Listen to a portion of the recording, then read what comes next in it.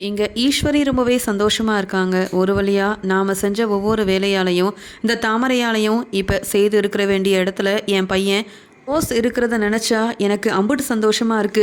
என்னதான் இந்த தமிழ் செல்வி என்ன பத்தியும், போஸ பத்தியும் எங்க வீட்ல எல்லார்கிட்டயும் சொல்லிருவாளோ அப்படின்னு நெனச்சாலும், இந்த தமிழ் செல்வியால தான் இப்ப எங்க பக்கம் நல்லா காத்து வீசுது அப்படின்னு சொல்லி சந்தோஷமா இருக்காங்க. இங்க ராஜாங்கம் இங்க எலெக்ஷனுக்காகவும், மக்கள பார்த்து பேசுறதுக்காகவும் ஊருக்குள்ள போகும்போதே, அங்க இருந்த எல்லாருமே இந்த ஊருக்குள்ளேயே வரக்கூடாதுன்னு சொல்லி அவமானப்படுத்தி அனுப்பிட்டாங்க. போற போக்குல இந்த எலெக்ஷன்ல என்னால ஜெயிக்கவே முடியாது போல. எல்லாத்துக்கும் காரணம் இந்த சேது தான் அப்படின்ற மாதிரி யோசிக்கிறாங்க.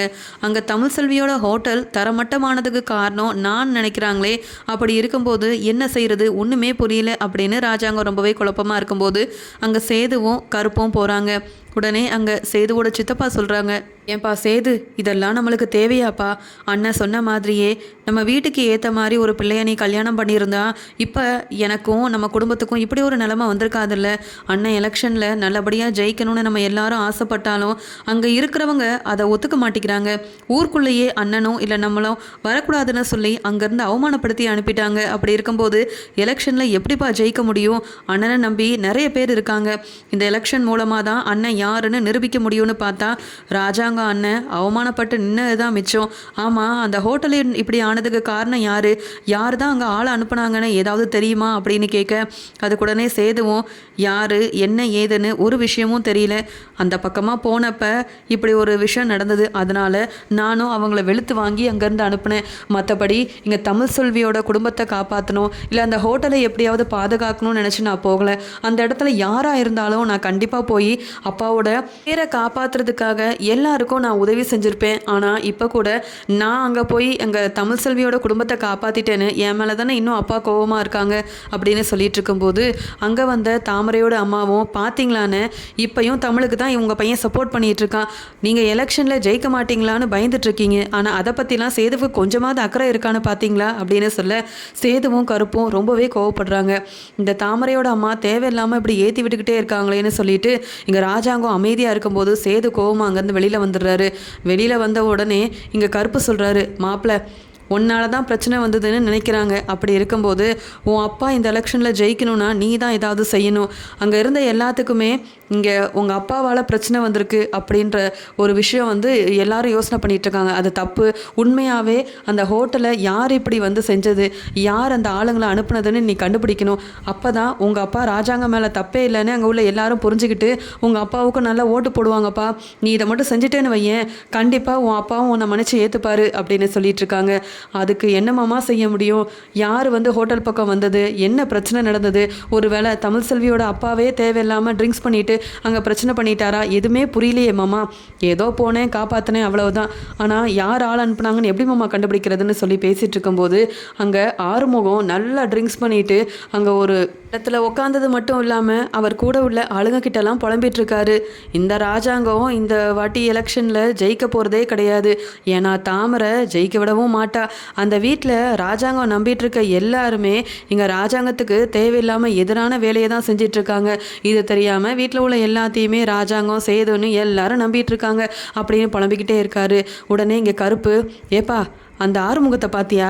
நம்ம வீட்டு விஷயத்தை பற்றி தான் பேசிகிட்டு இருக்கான். ஏதோ ஒரு உண்மை தெரிஞ்சிருக்கு போலப்பா, நீ கொஞ்சம் இங்கேயே இரு.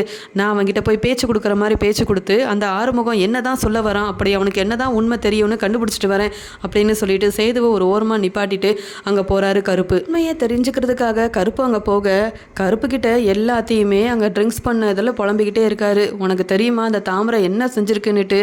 எந்த தப்புமே செய்யாத அந்த தமிழ் செல்வி மேலே தான் தப்பு இருக்குன்னு அந்த பிள்ளைய போய் வெளியில் தங்க வச்சுருக்கீங்க. ஆனால் தப்பு செஞ்ச தாமரை சந்தோஷமாக வசதி வாய்ப்போடு வாழ்ந்துட்டுருக்கு. இதெல்லாம் நீங்கள் கண்டுபிடிக்க மாட்டிங்களா அப்படின்னு சொல்ல, ஆமாம், இந்த விஷயம்லாம் உனக்கு எப்படி தெரியும்? தமிழ் செல்வி மேலே தப்பே இல்லைன்னு ஏதோ சொல்லிகிட்ருக்கியே, இந்த விஷயம் உனக்கு எப்படி தெரியும்னு சொல்ல, எனக்கு மட்டும்தான் அந்த விஷயம் தெரியும்.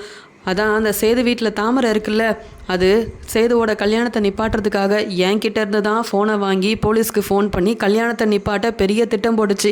ஆனால் தப்பு செஞ்சது என்னவோ தமிழ் செல்வின்னு எல்லாரும் தமிழ் செல்வியை ஒதுக்கி வச்சுருக்கீங்க. அந்த பிள்ளை எந்த தப்புமே செய்யாமல் ஓரமாக ஒதுங்கி இருக்குது. தப்பு செஞ்ச தாமரை இந்த உண்மையெல்லாம் மறைக்கிறதுக்காக என்கிட்ட பணம் கொடுத்து என் வாயை அடைச்சிட்டா. இப்போ வரைக்கும் அந்த உண்மையை சொல்லாமல் தான் இருக்கேன். ஆனால் நீங்கள் எல்லாரும் இந்த தாமரையவும் அங்கே உள்ளவங்களையும் தானே நம்புறீங்கன்னு சொல்லி ட்ரிங்க்ஸ் பண்ண ஒரு இதில் எல்லா உண்மையும் வளரிட்டு இருக்காரு. அதுக்கப்புறம் அப்புறமா ஆமாம் அந்த தாமரை வேறு என்னெல்லாம் செஞ்சுருக்கு அப்படின்னு கேட்க அது மட்டுமா செஞ்சாங்க, அந்த தமிழ் செல்வியோட ஹோட்டலை ஒன்றும் இல்லாமல் தரமட்டமாக்குனது யார் தெரியுமா, உங்கள் வீட்டில் இருக்க தாமரையோட சொந்தக்காரங்க தான். அப்படி இருக்கும்போது இந்த உண்மையெல்லாம் தெரிஞ்சுக்காம அங்கே வீட்டில் உள்ள எல்லாரும் என்னதான் செய்கிறீங்களோ தெரியல அப்படின்னு சொல்லும்போது, அப்போ தாமரை தான் ஆள் அனுப்பி அந்த ஹோட்டலை வந்து ஒன்றும் இல்லாமல் செஞ்சுருக்கா. ஆனால் இந்த விஷயம் தெரியாமல் அங்கே உள்ள எல்லாருமே ராஜாங்கம் அப்படி செஞ்சுட்டாரு, அவங்க வந்து சம்மந்தி குடும்பத்து மேலே உள்ள அந்த கோவத்தில் தான் அப்படி செஞ்சுட்டாருன்னு சொல்லி தப்பாக நினச்சிட்ருக்காங்க அப்படின்னு சொன்னது மட்டும் இல்லாமல் இது எல்லாத்தையுமே வீடியோ ஆதாரமாக எடுத்து வச்சுக்கிறாரு கருப்பு. ஏன்னா எல்லாருக்கும் புரிய வைக்கணும், இந்த எலெக்ஷனில் ராஜாங்கம் ஜெயிக்கணும்னா உண்மை என்ன அப்படின்னு தெரியணும் அப்படின்னு சொல்லிட்டு, அது மட்டும் இல்லாமல் தமிழ் செல்வி மேலே தப்பே இல்லைன்னு சேதுக்கு புரிஞ்சாதான் தமிழ் செல்வியும் சேதுவும் ஒன்று சேர்ந்து வாழ்வாங்க. அப்படி இருக்கும்போது இந்த தாமரை எல்லாத்தையும் ரொம்ப நேர்த்தியாக திட்டம் போட்டு செஞ்சுட்டு ஒன்றுமே தெரியாத மாதிரி வசதி வாய்ப்போட அங்கே அந்த வீட்டில் இருப்பா. ஆனால் இந்த தமிழ் செல்வி எந்த தப்பும் செய்யாமல் கார் ஷெட்டில் இருக்கணுமா, இனி யார் வீட்டை விட்டு வெளியில் போக போகிறான்னு பார்ப்போம் அப்படின்னு நினச்ச கருப்பு, ஏ மாப்பிள்ள அந்த தமிழ் செல்வி மேலே எந்த தப்புமே இல்லை, தாமரை தான் திட்டம் போட்டு ஆள் அனுப்பி அந்த ஹோட்டலை ஒன்றும் இல்லாமல் செஞ்சுருக்காங்க. ஏன்னா நீ வந்து தமிழ் செல்வியை விரும்பி கல்யாணம் பண்ணிக்கிட்டதும் அந்த தாமரைக்கு பிடிக்கல, அவளுக்கு இவ்வளோ பணம் செலவு பண்ணி ஹோட்டல் வச்சு கொடுத்ததும் அவளுக்கு பிடிக்கல.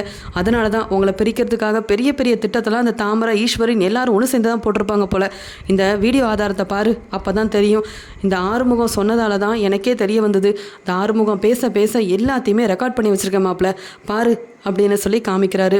அந்த வீடியோ ஆதாரத்தை பார்த்ததுக்கு அப்புறமா தான் சேதுக்கு தெரிய வருது, தமிழ் செல்வி மேலே தப்பு இல்லை, கல்யாணத்தை நிப்பாட்ட ஃபோன் பண்ணது இந்த தாமரை தான், தமிழ் செல்வி பேரில் இருக்கிற ஹோட்டலையும் ஒன்றும் இல்லாமல் செஞ்சதும் இந்த தாமரை தான். அப்போ தாமரை இவ்வளோ வேலையை செஞ்சுட்டு ஒன்றுமே தெரியாத மாதிரி இந்த தாமரையும் தாமரையோட அம்மாவும் இன்னும் உங்கள் அப்பாவை ஏற்றி விட்டுக்கிட்டு நீ இந்த வீட்டில் இருக்கிறதே அவங்களுக்கு பிடிக்கல போல். ஒரு பக்கம் ஈஸ்வரி என்னடானா உன்னோட இடத்துல அந்த போஸை நிப்பாட்டி உங்கள் அப்பாவுக்கு பிடிச்ச வேலையெல்லாம் செய்ய வச்சு எப்படியாவது போஸை வந்து தன்னுடைய மகனாக உங்கள் அப்பா சொல்லிடணும் அப்படின்ற மாதிரி நினைக்கிறாங்க. இன்னொரு பக்கம் இந்த தாமரை உன்னை கல்யாணம் பண்ணிக்கணுன்னுட்டு தேவையில்லாத வேலையெல்லாம் செஞ்சிட்ருக்கு.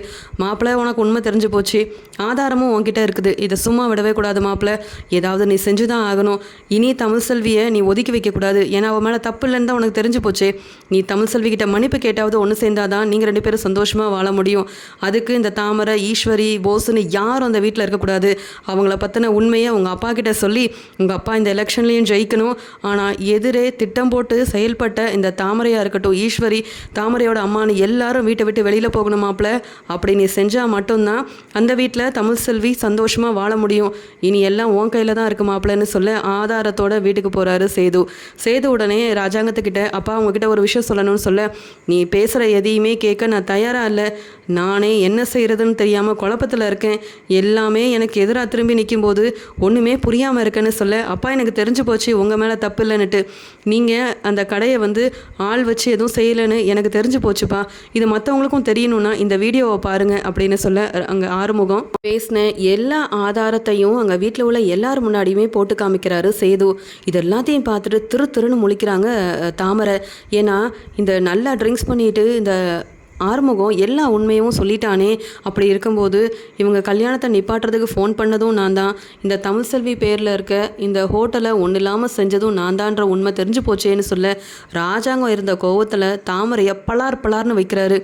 எனக்கு எதிராகவே இங்கே செயல்பட்டுட்டு ஒன்றுமே தெரியாத மாதிரி இந்த வீட்டு சாப்பாடெல்லாம் சாப்பிட்டுட்டு இருக்கவங்களுக்கெல்லாம் எப்படி தான் மனசு வருதோ தெரியல. உங்களுக்கு நான் அப்படி என்ன குறை வச்சேன்? எலெக்ஷனில் யாருமே எனக்கு ஓட்டு போடாமல் இருக்கிறதுக்கு காரணம் அப்போ இந்த தாமரை தானா? நான் என்னவோ இந்த தமிழ் செல்வி குடும்பம் தான் இப்படி ஏதோ வேணும்னே செஞ்சுட்டு என் மேலே இப்படி தப்பான ஒரு விஷயத்தை பரப்புகிறாங்களோ அப்படின்னு நினச்சேன். ஆனால் இவ்வளோ வேலை செஞ்சுருக்கா இந்த தாமரை. ஒழுங்கு மரியாதையாக தாமரையை வீட்டை விட்டு வெளியில் போக சொல்லுங்கள் அப்படின்னு சொல்லிட்டு இங்கே சாவித்திரி கிட்ட சொல்கிறாங்க, உன் பொண்ணு பண்ண வரைக்கும் போதும், செஞ்ச எல்லாமே போதும், முதல்ல நீங்கள் வீட்டை விட்டு வெளியில் போங்க, அப்போ தான் நான் நிம்மதியாக இருக்க முடியும். நீங்கள் செஞ்ச ஒவ்வொரு வேலையாலையும் நான் தான் அவமானப்பட்டு நிற்கிறேன்.